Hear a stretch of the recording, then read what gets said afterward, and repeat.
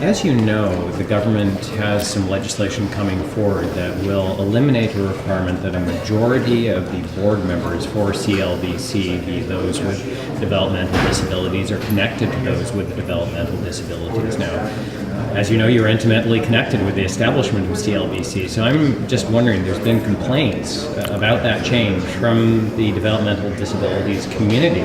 How do you feel about that change? I think the concerns have been expressed by BC Association for Community Living. I took the time to meet with the CEO of CLBC, with the minister, and with a number of people around it. There are a number of committees which have been structured to provide and ensure that that level of input is put into it. A number of the self-advocates who were sitting on the board apparently didn't have some of the understandings necessary to be able to deal with some of the complex issues.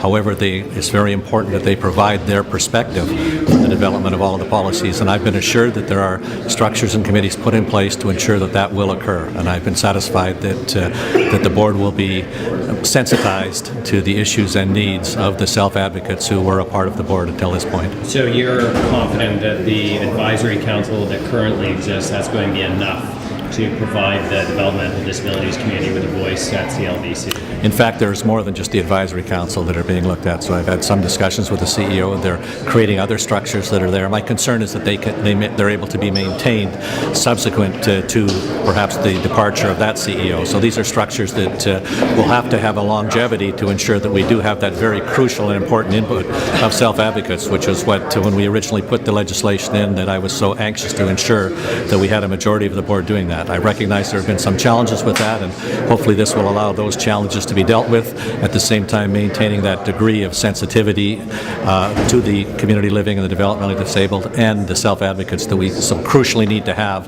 so that we don't become overly intellectualized and bureaucratized in this process. It's got to be personal and human, and they provide that. So do you think it was then a mistake to have that original composition for the board then when CLBC was first established? No, I think that was an important statement to the community, and it was an important statement to the self-advocates. An important part of the evolution and development of it was having them engaged in that, and they've had a profound impact on the evolution and development of community living.